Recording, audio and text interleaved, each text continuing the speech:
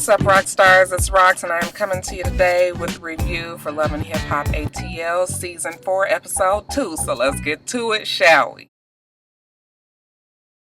Alright, you guys, first up is Young Jock and Baby Knees, okay? They are now an official couple, and I think that they are taking maybe the place of Benzino and Althea. They have stepped up their storyline. So our first view of Young Jock has him on the driving range with Scrappy and Kirk, okay? So, because I guess this is their way of showing us what the rich folks do. I was like, man, if you don't take these niggas to the batting cage, we ain't got time to be fucking around with them and these damn balls. But whatever, like I said, him and Baby Knees are official. We find out that he also has 8 kids with 4 baby mamas. One of the baby mamas live right in the subdivision next to mine. Y'all, don't y'all love how I be dropping names? Okay, bitch don't know nobody. But I be real close with all of these motherfuckers. Now, he's cool with all of his baby mamas. A little too cool, if you ask me. And I just can't, I for the life of me can't figure out what is the attraction with Young Jock, y'all? Remember last season he told us that the nigga don't even go shower, you know, because he be in a trap? I was like, this motherfucker look like he smell like mildew. But you need to run that through the wash one more time. But y'all, he say he and Baby Knees are good. And he says that Baby Knees knows how to treat a man. And you guys know Baby Knees, she got 10 jobs. Okay, she's a Haymon. She's a corporate accountant. She's a certified tax preparer. She's a real estate broker. She's a real estate agent. I was like, fuck, I know somebody do all that. They ain't about shit. But he say that she's a boss, you guys. And Baby Knees co-sign. She say that, look, she got her own money. She can take care of a man before a man take care of her. And she don't have no problem taking care of Jock and spending her money on him because he is so good to her. And he is so good to his kids. Okay, yeah, he do spend a lot of time with his baby mamas. For the most part, she all right with him, except for that last bitch, Cena. The last baby mama number 4, he got twins with that one. Baby Knees got a good eye on that bitch.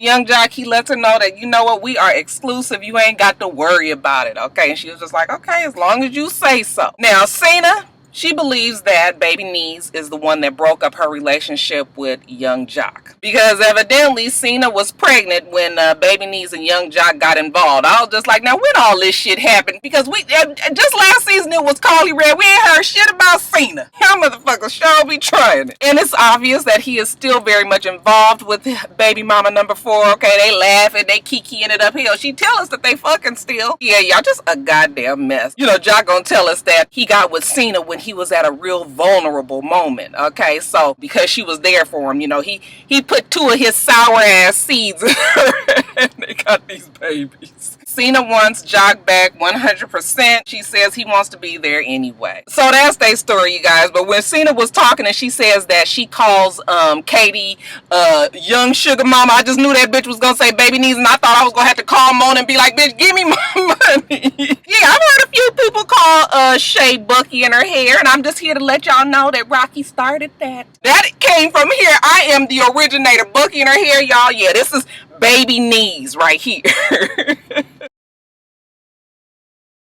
Now, y'all, was I the only one that was confused with Mama D and her ex-husband Ernest? They was both talking at the same time and, you know, just fast. And he was saying some old 70s jive talk jibber jabber. I was confused, y'all. But it makes everything right on the per diem, man. I was on the street, on the hustling for the on the street. And I was just like, what? Thank God for the fucking one-on-one, the confessionals, you know, because Mama D. Now, let me tell you what they story is. So Mama D say that her and old boy was together, married for, I think she said 13 years. Things was going okay, you know, they had their little slip-ups, little problems, you know, she went to jail every now and then for a misdemeanor, but nothing serious, a week or 2 at a time. But Ernest, your boy does hard time. And she tolerated it, but you know, the last straw was, Scrappy was feeding the homeless, y'all. Okay, and it was some meat left over. I was like, when the fuck don't the homeless eat all the goddamn food? But, you know, she say that it was meat left over and Ernest took the meat and went and sold it. So she was so mad, you guys, that she called the police. And shit, how was she supposed to know that the nigga was gonna have drugs in his pocket? She was just trying to teach him a lesson. Let his ass go to jail for a couple of days for stealing said meat. I was just like, bitch, y'all, I mean, for real, y'all was brainstorming on this story, right? She was sitting at that table with Mona like, and then I'm gonna say that he stole the meat. I was just like, bitch, we gotta hand it to Mama D. At least she trying to help her old boy Ernest out, okay? Reaching out to the less fortunate. Now, I know I done told you guys that I ain't gonna let Kirk and Rasheeda get my dander up, and I'm not, but I just have to talk about they shit this week, because the shit was funny to me. Kirk is having this presentation for Ashley, okay? He gonna present it to the world. Rasheeda already got her antennas up. She ain't feeling old girl. She knows she trying to move in on her man. And she already don't like, as she calls her, Ashy Ashley. Ashley is shading the absolute fuck out of Rasheeda. Tells us that, yeah, she been listening to Rasheeda the Boss Chick since she was 2 years old. She tells Rasheeda that she ain't aged a bit, that she got this 5-album deal with D-Lo, not a single deal like Rasheeda thought, and that Rasheeda's boo Kirk bought the dress for her.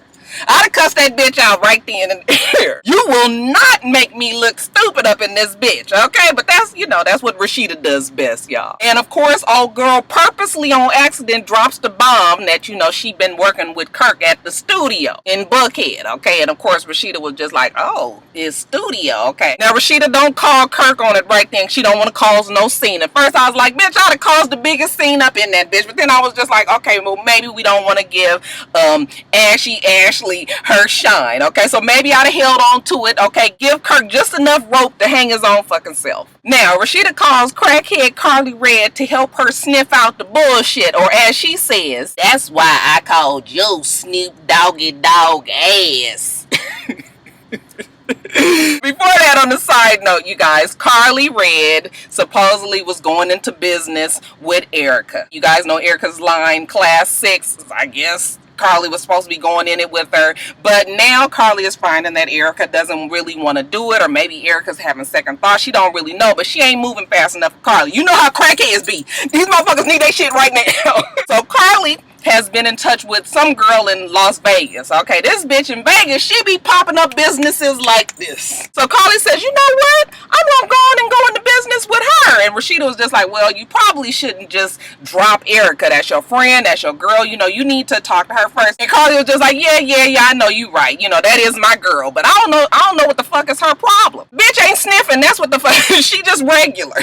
So I guess that's Carly's new storyline. But anyway, back to Rasheeda. So Rasheeda tells her that, you know, what happened at the presentation or the introduction for Ashley, that supposedly Kirk got this studio. So they go on this big hunting house. Carly and her looking everywhere. They looking in trash cans. They looking in pantries and cabinets. And they move it on to the studio. And bam, y'all, what do you think they find? A residential lease. Isn't that convenient? And guess what, y'all? Rasheeda's name is forged on the lease. So now Rasheeda fake mad, and you know she gonna do this and she gonna do that to Kirk. I was like, bitch, you ain't gonna do a motherfucking thing. Why are you so damn shocked? I mean, the girl did tell you. Kirk, you know, when he was out with Scrappy and Young Jock, he told them that he is, you know, building this house is $250,000. You know, he is in the hole. He ain't even told Rasheeda how behind he is yet, and still the motherfucker go and supposedly rents a goddamn 2-bedroom, $3,500 a month apartment. Now, where the fuck... Nigga, you was running businesses. You want us to believe that logic? And now, you know, since Rasheeda fake mad, you know, she spring up at the crib because, you know, she went to the leasing office. She got her a key. Her name was on the lease, right? And she, y'all know how Rasheeda is. She who banging and whatever. Okay, oh, I thought I was going to come in here and I was going to see interns and I thought I was going to see file cabinets. Where the fucking secretary's at? And I was just like, the fucking place is laid out as clearly as somebody's fucking apartment, okay? They got goddamn TJ Maxx chef statue sitting on the goddamn counter. I was just like, Mona. Now, which one of your nieces that go to Morehouse School of Medicine's place? Y'all done put that fucking Kirk up in there. You really want us to believe that Kirk been buying chef statues? Really? So she was just like, I thought this was supposed to be your studio. And he was like, this is my studio. Here go my headphones. Here go my laptop sitting on the fucking kitchen counter. Rasheeda's going off on him and how could you do this? I always tell you what I'm supposed to be doing. I remain loyal to you. You don't want me to have a store? And Kirk is just like, no. He never explains why he doesn't want her to have a store. I don't even know how they, you know, how he expects to justify this. So I'd be like, you guys are insulting my intelligence. Like, what the fuck? And after all this carrying on that Rasheeda do, she say she talked to her lawyer and that she gonna separate the business because Kirk don't have her best interests at heart.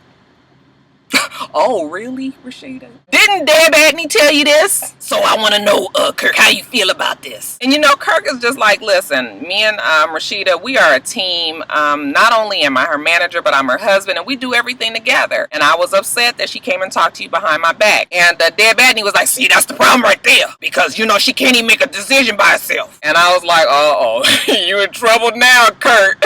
You know, we gotta look at the common denominator here. And the common denominator is D-Lo. And D-Lo is keeping her down. She can't get up. She can't get from underground. She can't breathe. Y'all look at my face. All that. Man, please, they are a fucking joke. Now, Mimi, y'all, she tough. Okay, and she tells us that she is meeting Nico in a dark and deserted park because she doesn't want anybody to think that she is still fooling around with his ass. I was just like, bitch, you gonna fuck around and get your ass beat up in these streets. Nico, he was just like, Mimi, why you playing games? Why you tripping? Why you send your baby daddy out there, you know, to threaten me? And she was just like, I didn't send him out there. Whatever he did on his own. Games? I am not playing games with you. He ain't believing it, y'all. Bitch, I'm about to get rich off your dumb ass. I put this book deal together. You signed a contract, and you guys, Mimi was just like, oh, you mean the man you met in the barbershop? I was just like, Mimi, baby, come over here. Sit down. Rocky gonna have a talk with you, boo-boo. You signed a contract. Mimi's argument is, at the time, I was fucked up in the head. Girl, you can't say that shit to no judge and expect to win. They don't give a fuck if you was, you know, dickmatized. What's wrong with you, Mimi? Girl, go on somewhere. Okay, so she thinks she done said something to him. Okay, she walk off because she through with the subject. But she thinks better of it, okay? So she come on back and now we get all up in your personal space, Mimi. She all up in a nigga's face like this. She about right here with it. Let me tell you something. You a hoe ass. This is what hoe ass niggas do. The whole 2 years that we were together and you were recording our conversations, that's what hoes do. So you're gonna come out with this conversation because that's what bitch ass hoes do. That's your big reveal. I was just like, oh, so they gonna add recorded conversations to the story. Like, y'all, I'll tell you, the plot thickens. This shit don't never cease. Okay, I guess they was at the table with Mona like, then I'm gonna say that he recorded my conversation. It looked like Nico didn't even know shit about it. He was just like, oh, we running with the recorded conversations thing. Okay, let me get on that page. So yeah, I guess supposedly Nico got some shit on Mimi. Fuck, Nico say he got some shit on Stevie J. Shit, Stevie J say he got some shit on Nico. Everybody threatening everybody, y'all. This is the season of the threats.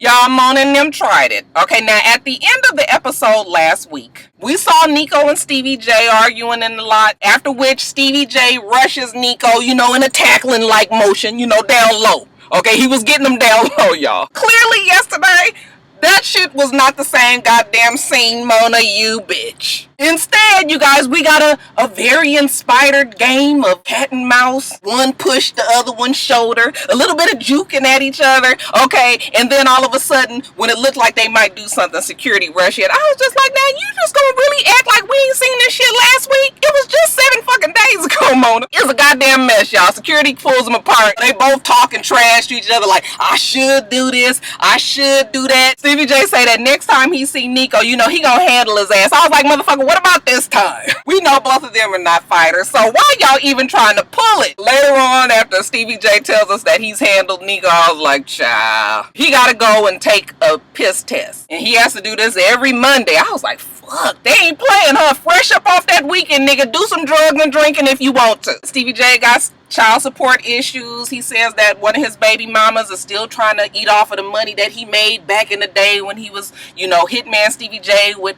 Puffy and all that. Side note, I see that he and Puffy are working together, so hopefully this is gonna help Stevie J out because he is talented. But whatever, baby mama said, fuck you, pay me. So he gotta go do this piss test, and damn, y'all, they ain't playing with these pee tests, okay? They standing right there in the door while you pee. I was like, fuck, I ain't about this life, so I don't know shit about how that worked out. But yeah, I do remember that Scrappy took the cold pee in, and it wasn't supposedly his, and he had all them problems. So I guess they was like, nigga, you gonna pee in that cup, and I'm gonna stand right here. So while we waiting on the pee test results, you guys, finally we get our girl. Now we ain't gonna talk about the fact that the bitch ain't got a key to her own goddamn house, and she had to ring the doorbell. We ain't gonna talk about that, because it was for dramatic effects. Stevie J comes to the door, okay, he opened it, and there she go. I know you miss me, babe. What's going on, babe? I miss you. What been going on? So y'all, our girl is back. This bitch get up in the house and you know she can't be in there 10 good minutes and she ain't took all her fucking clothes off. I was like, she just refused to fucking wear clothes in the house, okay?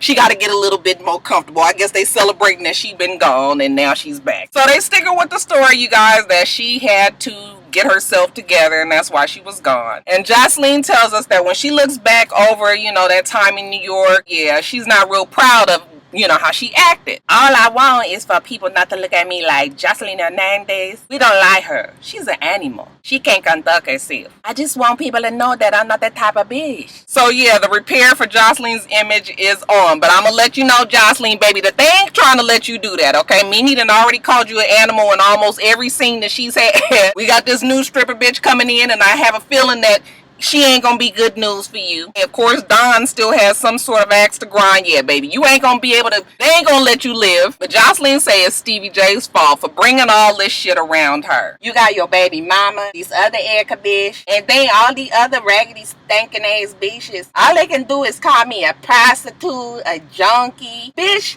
I ain't never did a drug in front of you in my entire life. Like, how you gonna call me a junkie and I ain't never did a drug in front of you? I was just like, well, Jocelyn, we can't forget about that one little video that leaked of you in the studio, okay, bitch? That was a little bit more just some alcohol.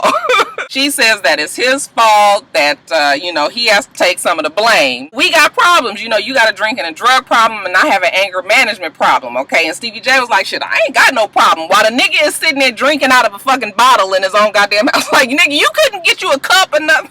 And Jocelyn was like, babe, no more lies. Tell the truth. Everybody know that Stevie J get high. It's all over the newspaper. Just like, what fuck newspaper? Y'all still read the newspaper? We finally find out that Stevie J's test came back dirty. So he gotta break it to his girl Jocelyn, okay? 30 days in the rehab. And y'all, she fucking crying like the nigga's going to jail for 3 years. I was like, fuck, I mean, you was just gone all this time. You act like you can't live without the nigga, but you supposedly been gone all this time. Just like, yeah, that's another hole in the story, Mona. This is crazy, babe. You know, it's crazy. She starts to crying, y'all. Y'all know Stevie J. He don't like to see none of his bitches crying. Okay, so here he go with the damn napkin. Oh, don't cry. You gonna mess up your makeup. Why you doing this? It's gonna be all right. You act like I'm gonna be gone for a long time. I'm just gonna... I was just like, y'all in this fucking cleaning her face off, okay? She just sitting there stoic, okay? Tears coming on down. Stevie J has to make it up to her some kind of way, so he tells her, you know what? While I'm gone, you can start getting ready for the big wedding. And she was just like, I can go get my dress. And he was like, yep. I know Stevie gotta go away for 30 days. And I'm really mad. I feel bad. I feel bad for him. But at the end of the day, I'm gonna let him go handle his business. And I think that Stevie going away for 30 days for rehab might be really great for him. I was just like, bitch, you gonna let him? Baby, somebody told you wrong. You ain't got no choice in this. Then he gets serious, you guys, and he tells her how Ava loves her and, you know, he wants her to sit down with Mimi, okay, because this don't make no sense that, you know, they all one big family and they still got all these problems with each other. I don't think that it's a good idea for me to sit down and talk to his bitch, but if that was Stevie thinks is a good idea, I'm gonna go sit down and talk to this bitch just to show him and let him know that I got his back and I'm there for you and I'm going to obey you as the good wife that I am, okay, just to make him happy.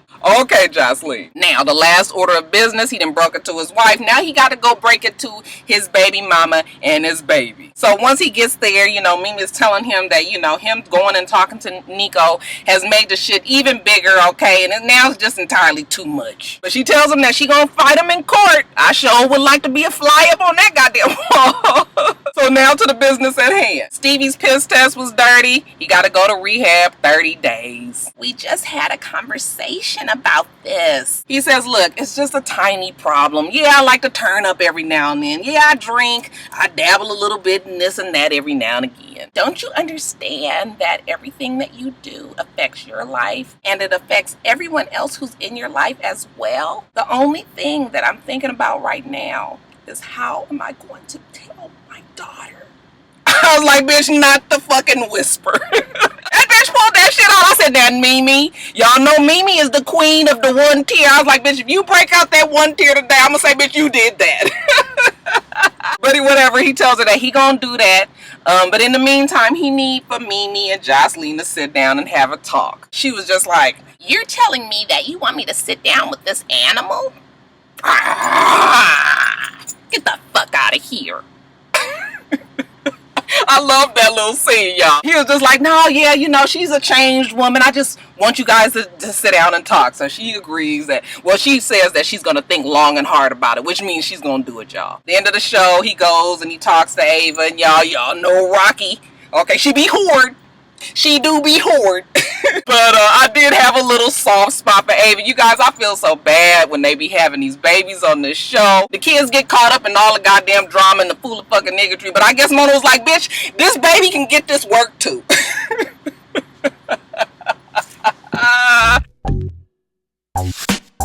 Y'all been in this fucking car so long. I don't know how long this goddamn video is gonna be. But y'all know I did have my coffee today, so yeah. Anyway, I'm gonna edit it down as much as I can. Y'all see this? This is the edited down process. You guys make sure that you rate, comment, and subscribe to the channel. I'm itsrox. The channel is for itsrox, and everything else I do will be in the bottom bar. Alright. So I hope that you have a wonderful, wonderful rest of your day, and I plan on doing the same. Until next time, Roxstars. Bye.